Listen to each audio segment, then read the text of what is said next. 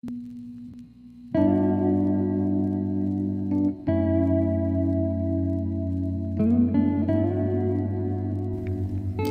tuned into TobiTalks, episode 27, From Bedside to Quality Improvement Nurse. OMG, I am so excited to actually talk to you guys about quality. Imagine me doing some shoulder jig, going back and forth. That's what I'm doing right now, y'all. Because I'm so excited to finally talk about the field that I work in. And let me be 100% honest with you guys. I had no idea this field even existed, let alone that's something I could do as a nurse. So kind of like the same stories that I hear everywhere about how someone got into that position, people tend to just fall into it. And I know that sounds dumb, but it seems to be the culture of a lot of new upcoming positions that happen. People just happen to fall into that role, or their role just happened to make itself available. Like maybe someone retired or quit, and then you just happen to be the next person in line that, could be really good in that position, and then they recruit you in. So a lot of times is how it happens. And that's kind of how it happened for me, but I finessed my way into quality because I didn't know the things that I was doing was actually quality related things. So I feel like that's something that I want to make sure that I go into really good details with about you guys, especially on today's conversation. So I am your guest, Tobi.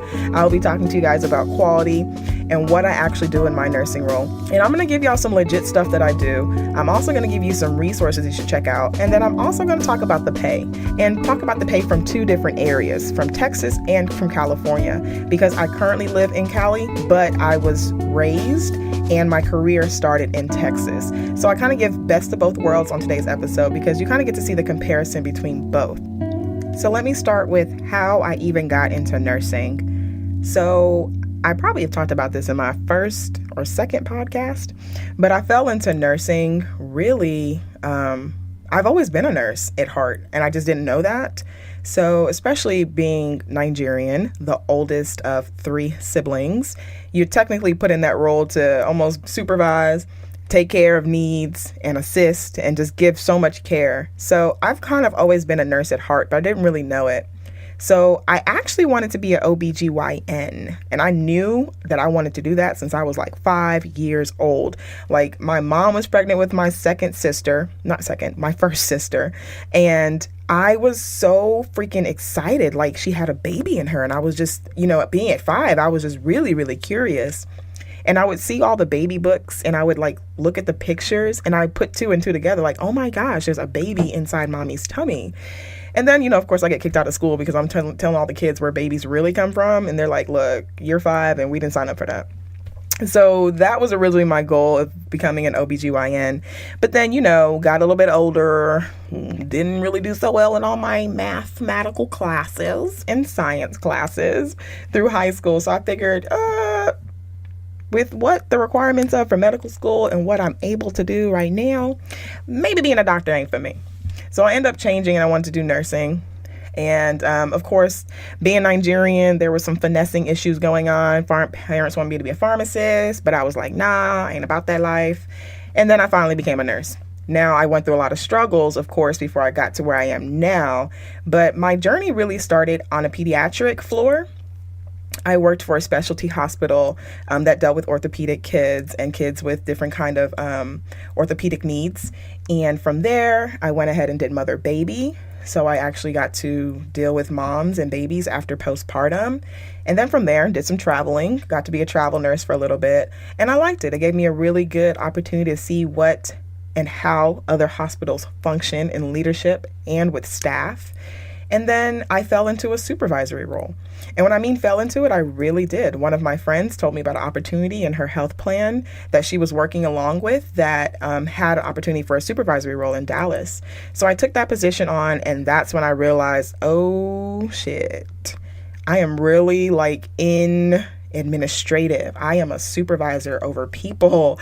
I am actually getting to utilize my nursing skills, but also my leadership skills in this position and actually provide the best care I can to the patient population we're serving. And then from there, got into another quality position with a health plan. And then from there, got married, moved, living in California, and I continuously still work in quality.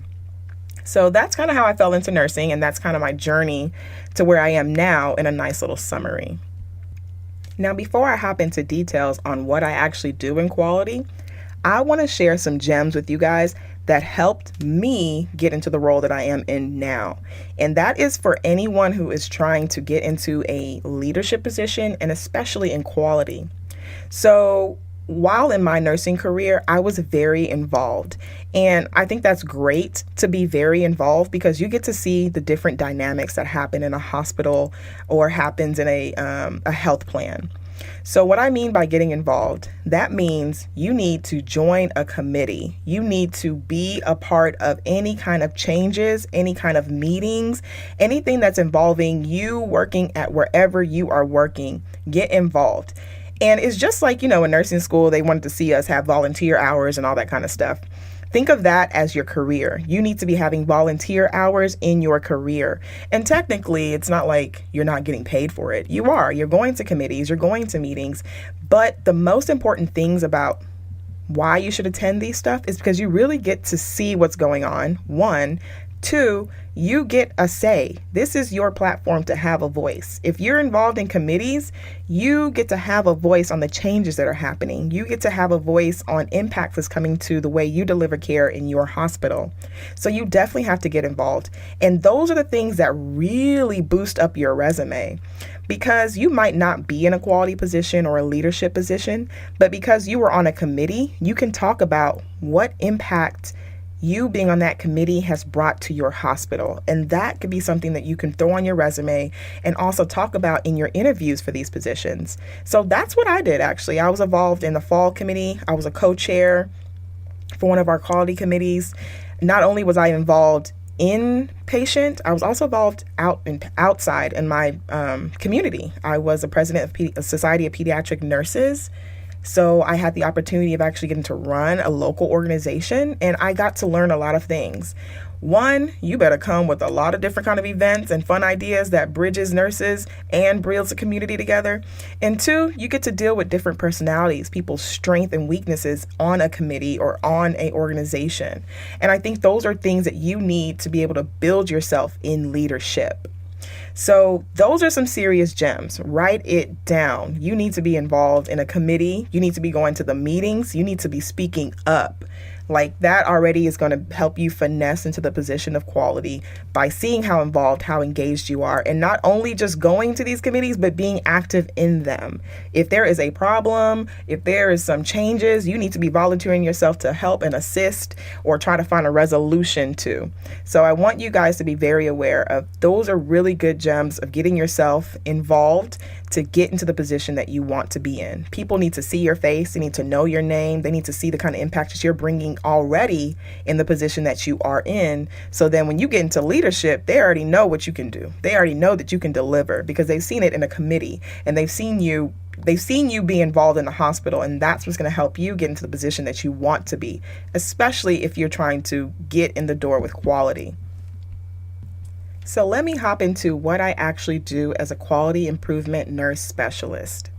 And let me tell you guys, when I fell into this role, when I claimed it and owned it, I didn't realize that this was where I fit in. This was my dream job, because in my life already, I love to do organization. I love quality. I love to give people really good service in anything that I do. And that's me, like, starting when I was working at Walgreens and the Olive Garden through college to where I am now. Quality was a big deal for me.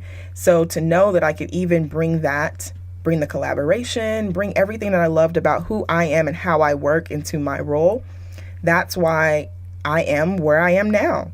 So what I do as a quality improvement nurse specialist, and I'm going to just kind of take you through what I do at work. So currently in my role, I work for a county and I oversee a couple of clinics when it comes to quality.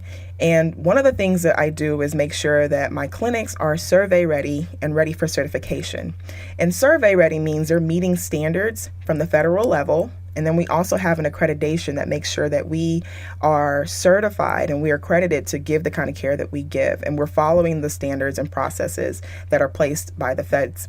So not only that, I also get them ready for certification. We have business relationship with other health plans, and health plans will come and do inspections and checks to make sure that the care that we're giving to their members is the best quality that we should be giving. So I get my clinics prepared for those things by doing an environment of care round.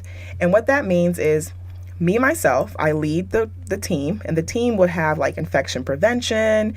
It would have environmental services, which makes sure that our places is clean. We would have environmental safety to make sure we're following our safety codes. We would have emergency management. We would have a pretty big team. We would also have the manager of that clinic follow us. We'll have the assistant manager follow us. And now we've even incorporated quality liaisons, and those are like representatives at the clinics who have verse knowledge and quality that will also come with us on these rounds. So what we do during these rounds of the clinic is we inspect the clinic from top to bottom. We're looking at the lobby, bathroom, hallways, janitor's closet, nursing station, exam rooms, where we put our soiled items after taking care of patients. That room, we look at those rooms, look at the rooms that store your medication and clean items. We look through all these areas to make sure that we are at our top. We are standard. We look good. We have a process for what we do and how we do what we do. So let's say an example. You're in your exam room as a patient, and you're probably going to get a nasal swab just to check for strep or anything like that. How do I know that that testing tube is not expired, right? So that's something that we do during our environmental rounds. We'll ask the clinic and their team, how do you check for items to make sure that they're not expired, that we're not putting our patients at risk for giving them an expired item? And the clinic will talk to their process like, oh, we have a checklist in our clinic. So every month we have someone designated who goes through all the rooms and checks for expired items and stuff like that. We also want to make sure that, anywhere we are, we're giving that good quality of service. So that's something that we do when we do our environmental rounds. Not only does that prepare them to know what to expect when Joint Commission or whatever accrediting body that they have comes in to do their survey, but it also makes sure that they are working at the high level of quality that they should be. And if they don't know, or if they're not working to that ability, that's where I come in as a quality improvement nurse and I help them. So let's say they don't have a process on how to check expired meds. Well, let's talk about how we can initiate that. Would you want to designate someone? Would you want to rotate someone? Maybe we should have a checklist, or maybe there should be a process on one person is designated to check it every 3 months. Or maybe we can even write the expired dates for each item on a sheet of paper and put it next to those items inside wherever they're stored. Some kind of process I'm going to work with the clinics and team on to make sure that they're able to follow good standard care and processes. So that's one example of something that I do. I also do a lot of audits and surveys. And currently, our National Patient Safety Goal, and that's from the Joint Commission. And what National Patient Safety Goal really means is, as a nation, all 50 states finally agreed on something. And y'all, that's hard. Whew, y'all know that's hard. But we finally got all 50 states to agree on something. And what they agreed on is that there are some things that we're doing as a health care system that we're putting patients at jeopardy. We're killing them and not protecting them like we should. They're trying to get care, not come and end their care here. So some of the things that we have identified as a nation is that we are not identifying our patients correctly. That means you're coming in as a patient and you're leaving with the wrong diagnosis, the wrong medication, the wrong treatment. And we want to prevent that. So one of the audits that I do is called TPI, which is two patient identifiers, where I go and I make sure that we're following our process of identifying our patients correctly. And that means, do I have the right patient, the right name, first name and last name? Do I have the right date of birth? Are they being banded correctly? So many clinics, when you go in to get checked in, you will probably get a patient band, an identification band, or even at the hospital, you'll get a band when you're checked in as an inpatient patient. So I want to make sure that your armband has your right name, your right first and last name actually, and your date of birth and your medical record number. Those are things that we want to check and make sure we have the right patient, because as a nation, we have been giving people the wrong things, treating them wrongly. So my job as a quality improvement nurse is to make sure that we are identifying our patients correctly. And if we're not within our process, let's sit down and figure out why. What are we doing wrong? How could we make the situation better? Or what other processes can we put in place that staff will be able to do their job in a safe manner and still deliver quality care? Another thing is I do hand hygiene, because that's another thing that we want to work on as a nation, is preventing infection. And if you don't know, the best way to prevent infection is by washing your hands. Oh my gosh, I have never seen people do so much with dirty hands. My God, they will sneeze, cough, pick a booger, and shake your hand. Like, But that is something that we have learned as a nation, that we are killing our patients. You're already coming in sick and we're not washing our hands and taking care of you. And then you end up going home sicker and dying from whatever sickness we've decided to spread to you. So we want to make sure that we are doing hand hygiene. And that means before we touch you as a patient, after we've touched you, after we've given you information, we want to make sure we're washing our hands or using hand sanitizers. And I want to champion everyone out there. It is flu season. You better wash your dirty hands. Wash your hands when you open a door. Wash your hands when you are typing on the keypad at the grocery store for your debit card PIN number. You know how many people touch that? Do you know how many people put their PIN number at the grocery store or at the gas station? And then you hop in the car and pop in a gum without washing. You ain't popped in the nation's germs. All the germs and bacteria ain't popped in your mouth. So, sorry, I know that was kind of depressing, but I want you to know, like, that's how quickly germs spread. So keep some hand hygiene sanitizers in your purse, in your car. And even when you go to your clinic, pay attention. Are you seeing people wash their hands? Are you seeing the doctor that's about to take care of you? Did they wash their hands coming in and out that room? Baby, if they didn't, you better let them know real quick. But anywho, those are some of the things that I do. I also do audits. And if I'm not seeing our staff or our team doing hand hygiene, and that means everybody, not just the nurses. I mean, I'm looking at the registration area. Who is registering you? Are they washing their hands after touching you? Are the doctors washing them? So I actually do like a full survey where I watch a patient get their care, and I'm making sure that we're following our practices and what we say that we're going to do to prevent infection to our patients. And if we are not doing that, after my audits, I have a one-on-one with the staff member, whoever I saw that wasn't doing that. And we also try to do some teaching and coaching.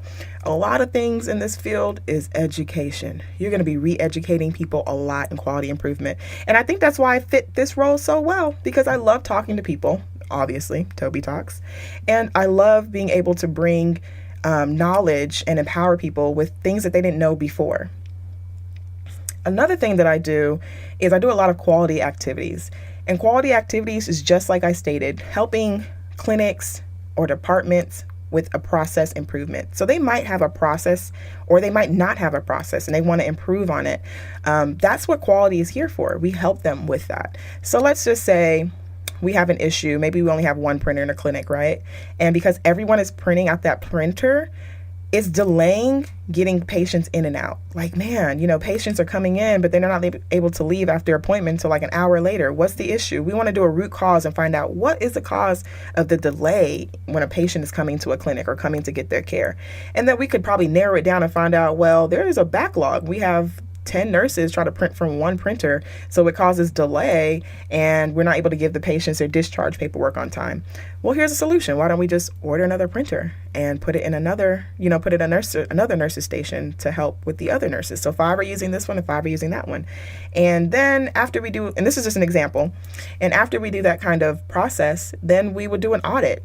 Well, the time that patients were waiting before we didn't have a printer to the time they're waiting now. And then you could see like, wow, this really improved it. Or actually it didn't make an improvement at all. We still have an issue. Okay, let's go back to the drawing board. So those are really what we do in quality improvement, especially when it comes to reports. We do a lot of reports. Like I told you guys, I do my audits. But what is the point of data and collecting it if people aren't able to understand it or they're not getting the feedback? So in quality, we do reports from our audits. After auditing for 2 patient identifiers or after auditing for hand hygiene and making sure they're following those practices, what was the result of my audit? Was there an improvement? Is there areas that we need to focus on? So maybe out of my hand hygiene audits, I'm seeing that everyone is doing hand hygiene, but they're missing the point of after they touch the patient, they're not washing their hands. Well, why? Why are they doing that? So I show the data, but then, well, what's the cause of it? Is it because there's no hand sanitizer gels in the room? Is it because maybe the room is designed weirdly where the nurse can't get to the sink to wash their hands? What is it that's causing, for them to fail in this area, and how can we improve that? So I hope I'm kind of giving you some understanding on what quality improvement is. But one of the things we definitely do is reports. And from that report, we're even able to drill down and even do trainings. We do a lot of trainings, like showing them like, what is it in quality we do? What is it in quality that we look for? And really, quality is more of, we got your back. We're not watching your back. And a lot of people think that because you're in quality, we're watching your back, like we're joint commission. They're going to tell you like, no, you're doing something wrong. Where really it's like, no, we're in this together. Like, we are a team and we got your back. So in order to do that, I want you to feel confident and equipped to know what you're doing. And I want to empower you in that knowledge. Quality isn't secret. And I feel like a lot of people think quality is a secret, society where you have to be so knowledgeable.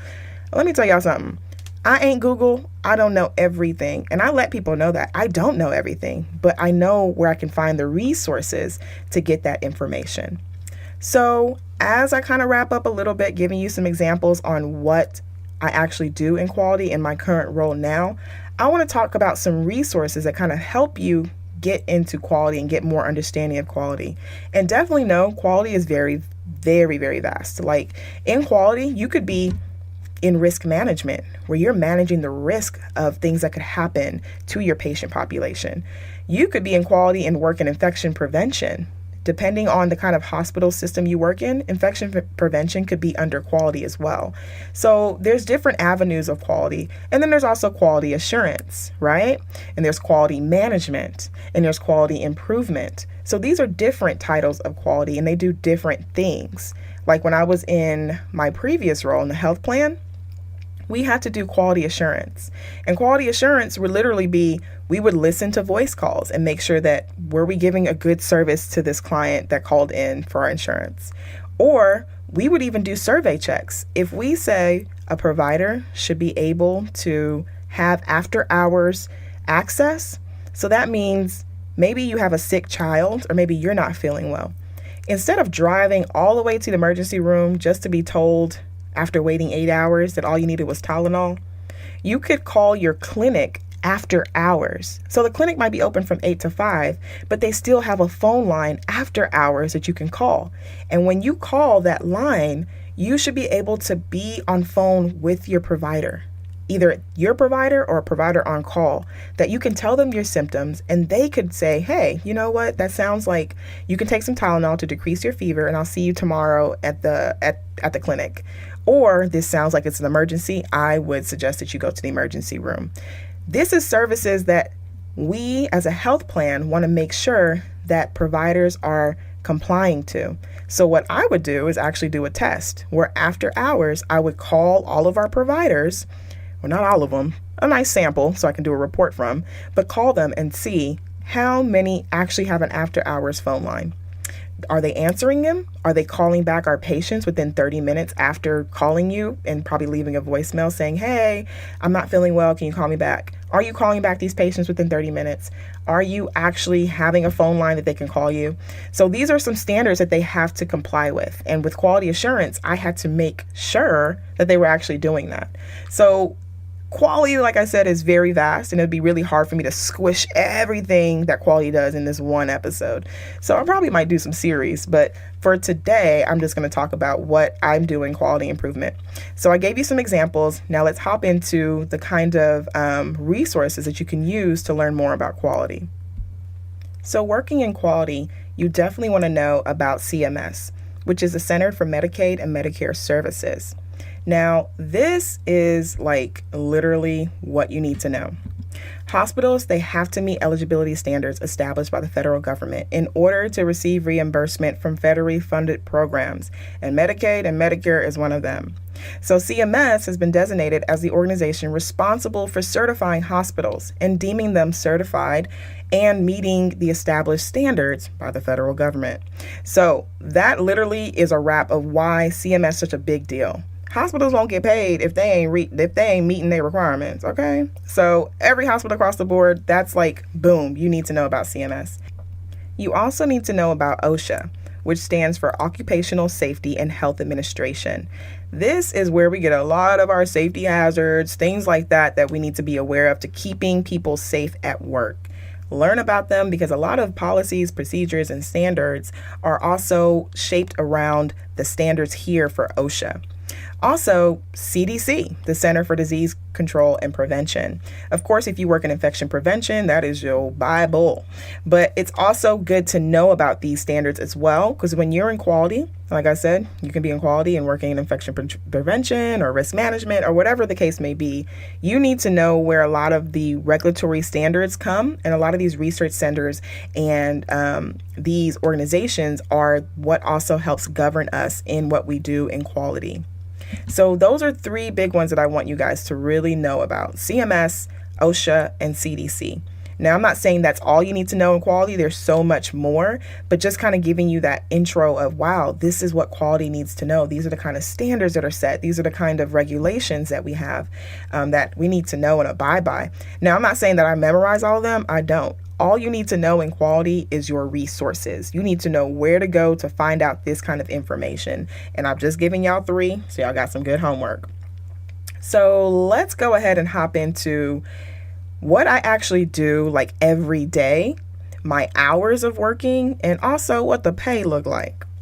So one thing that made me really happy about joining the quality team and getting into quality was just the fact that I actually get to be that voice and advocate for nurses in a leadership position. So I've taken that opportunity to not only understand what I do in quality, but use that as a way to bridge communication with my nursing staff, with our ancillary services like lab, radiology, pharmacy. We work together with all these areas because quality is everywhere. Everything you do is quality. And once you understand that, it really makes your job easy. But what you also have to understand is you really need communication.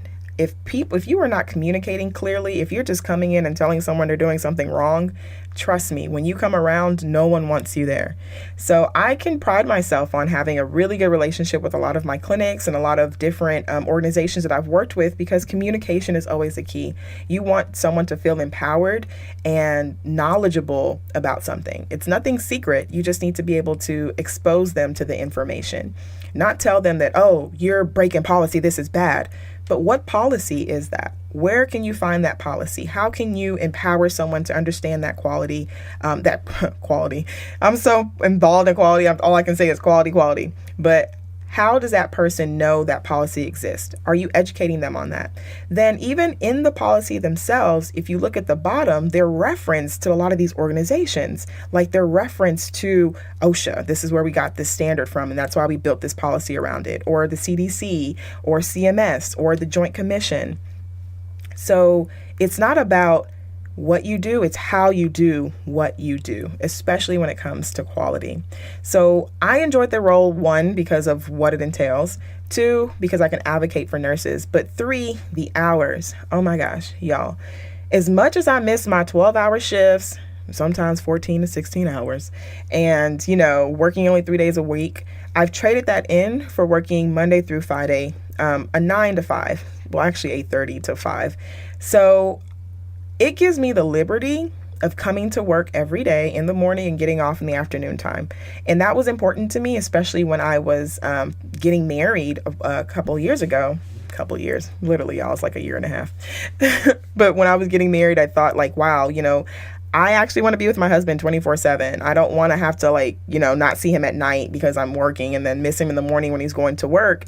So I wanted a position in nursing that I can be able to have a 9 to 5. I can have my weekends off. I can have my evenings off, and I can have my vacations and holidays. Y'all, you don't know how hard it is as a nurse to work on the unit, and you got to pick between Thanksgiving, Christmas, and figure out what day you got to work on that holiday. And I just didn't want to deal with that anymore. So I will say, when you get into a quality role, you can work a 9 to 5. And there's even some quality positions where you can just, work from home and they only have to go out and do your inspections. So definitely look into quality if you're looking for a flexible work schedule schedule, and that's one of them, 9 to 5. And then some of them even let you work from home like 2 or 3 times out the week, because a lot of it is after you're done your inspections, you do have to write up a report. You do have to send out where you need them to have improvements on. So there is a lot of office work involved. So I would say within a week, I spend probably 2 to 3 days at the office and 2 to 3 days at the clinics. So one day I'd be at a clinic probably 3 or 4 times that week. The next week I might be in my office for 3 to 4 days because I'm trying to catch up on some reports and stuff like that. So there's a good balance. I still get to be very engaged with staff, be very engaged with leadership, and even be engaged with patient care. I'm not delivering patient care, but if they're coming into my clinic and I happen to see them, I will speak. Hey, good morning. How are you? Were we giving you good care today? Is there anything we can help you with? Thank you for patiently waiting. I know we're working behind the scenes to make sure that we can see you as soon as possible. Anything that I can do to help my clinics alleviate any kind of situation or just even greet a patient with a smile, that is patient care. So I enjoy that role because I'm able to have my work hours and I'm able to still be engaged with staff education, patient care. Not technically hands-on, I'm not seeing patients, but when I do see patients in the lobby waiting or in passing, I will speak to them and just see how their care and service is going on today. So those are some really good benefits about why I love working in quality. Another thing is the pay. Y'all, let me tell you something. In everything you do, there's going to be a give and take, right? So when I first got into a supervisory role, I think I was in Texas, and I probably was 2.5 years out of nursing school, and I was making around 65K. And that's probably like what, 30 an hour? Maybe 30 an hour. I don't remember. Don't quote me on it. But once I got into a supervisory role, I was making, take that back. I was making around 60s. So when I got into the supervisory level, I automatically made 10K, and that was 70.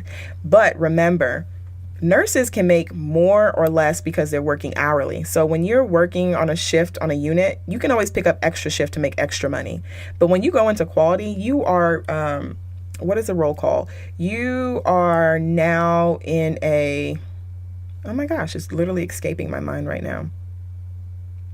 Anywho, once it comes to me, I'll shout it out somehow. But you're now full-time. You don't have the flexibility of picking on an extra shift because that is your only role. Salary. There it goes. I told y'all to come to me. So you're salaried. So what your annual salary is going to be is exactly that, whatever you signed onto your contract. So it's different for nurses because we can always pick up extra shift when we're at the hospital working on units versus if you're in a salaried position. So keep that in mind. If you're in a salaried position, that is what you're going to make annually. Now you could make more if you're working at another hospital, like doing a PRN shift. But if you are going to be in this quality role, it's going to be a salaried position. But so my salary when I was a nurse on the unit to when I hopped into my supervisory role was a 10K advance. So I went from 60 to making 70 automatically. But even though I hate the fact I couldn't make more, working extra hours and stuff, I enjoyed the flexibility of being able just to come in and leave. That's it. I don't got to worry about it until when I come back, the next day, and I didn't have to work past my hours. Sometimes though, because when you're in supervisory, sometimes you be at work until 9, 10 o'clock at night because you're trying to work on something. But that's for another day. But so that was something that I really enjoyed. The hours and then the pay. The pay did increase. And what makes it increase more is your involvement. Like how quickly are you learning? Are you going for training courses and stuff like that? So even though I had my first position as supervisory, the next job role that I got as a quality improvement nurse specialist, I got a 10K increase again at my new position. And this was all in Texas. So keep in mind that you can quickly grow from your experience, what you learned, how you've helped this organization when you're trying to apply for another organization. So I'll just drop that gem right there. Now let's go ahead and compare it to California. So when I moved out here in California, I would say in comparison, so you can make 6 figures. Now, let me be careful on that. Because people are like, oh, Tobi rich. No, y'all. The cost of living in California is completely different than the cost of living in Texas. Okay? Like Texas, we ain't got state taxes. California does. So, all right, extra money coming out the check. So you could be making 6 figures, but it would be reflective of your lifestyle in California. You know, you got federal taxes, state taxes, and the cost of living is disrespectful in California. Like, oh, y'all, another podcast episode for another day. But you have to make sure you weigh that. So I would say that when I moved to California, I would say to balance it out, even though 6 figures is a lot here in California, and that's where we started. So right around 65 an hour was what I was making here in California for the same role. But once I balanced everything out, it was just an additional 10K that I'll be making in Texas.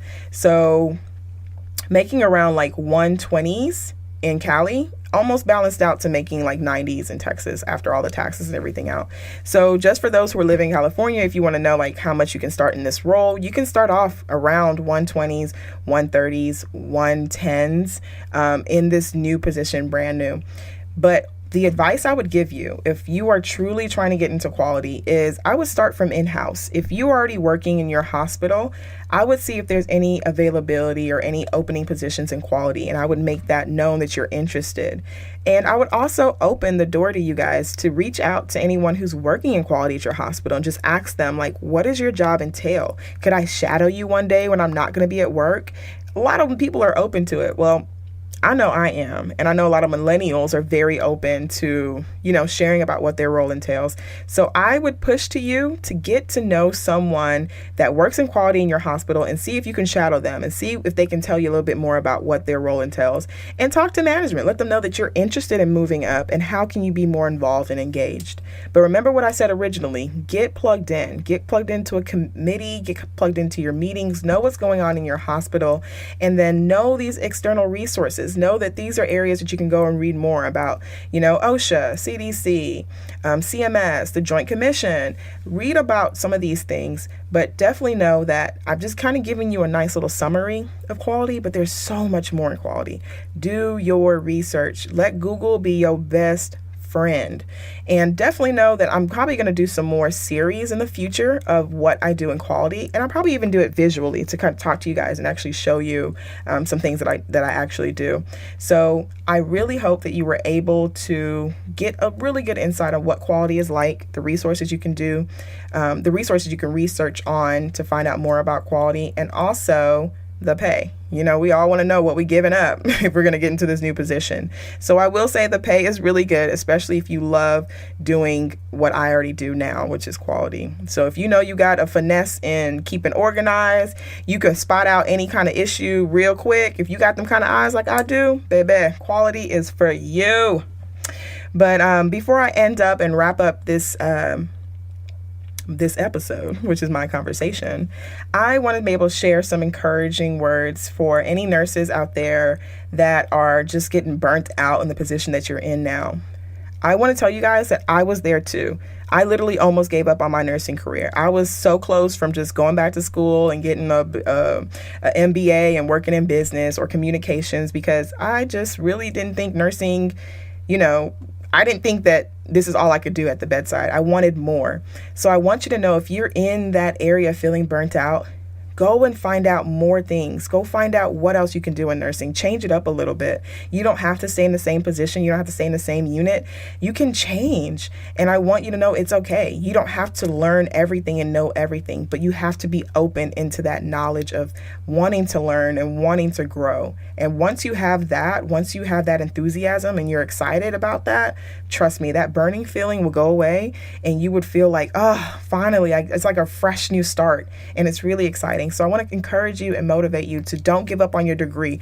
Do not give up on your degree. Do you remember everything you went through in nursing school? Just in case you forgot. Do you remember what the NCLEX put you through? Baby, I had to remember that to keep me in my position.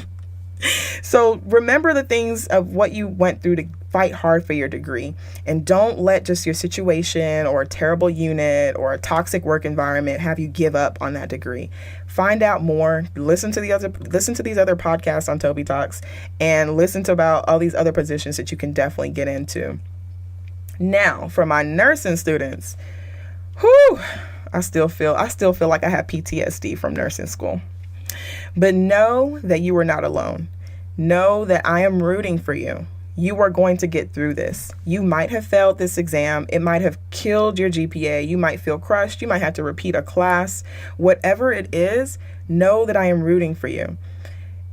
It's going to be a fight. You're going to fight through it. You're going to study through the hours. You're going to be tired all the time, but know that it's going to end. And there is light at the tunnel. There is light at the end of the tunnel, y'all. I'm telling you. So don't give up. If you got to cry, cry. If you got to scream, scream. Do whatever you got to do. Slide into my DM and vent if you need to. I don't care. But just know that I don't want you to give up. Know you're on this path and know that you got people rooting for you, because you are going to be an amazing nurse. And the challenges that you are facing now in nursing school, you are going to overcome them, and you are going to be so victorious on graduation day. And once you get that passed from NCLEX, that you will just look back and think it was all worth it. So just know I'm rooting for you, and you are going to do amazing. And I cannot wait to see and hear and share your story. I hope you've enjoyed today's podcast episode. There were so many gems dropped. But let's be honest, who got time to replay, pause, and write down all that information shared? Shoo, I know I don't. But don't worry, I got you. Download TobiTalks app on Google Play for nursing resources, definitions, and so much more that were mentioned on today's episode. TobiTalk app features show notes that timelines the conversation and lets you click directly to the resource or definition. And it even lets you bookmark the gem for later. Listen, we're too busy learning how to save lives or even saving lives as nurses to deal with a replay button. TobiTalk app is your one-stop shop for podcast episodes and show notes. For more on TobiTalks, like the blogs and videos, go to my website at www.tobitalks.com. And you know I love to hear from you guys, so feel free to slide into my DMs on IG or Facebook and hit me up through email. That's tobitalks@tobitalks.com. Again, that's tobitalks@tobitalks.com. Till next time, I'll be talking to you soon.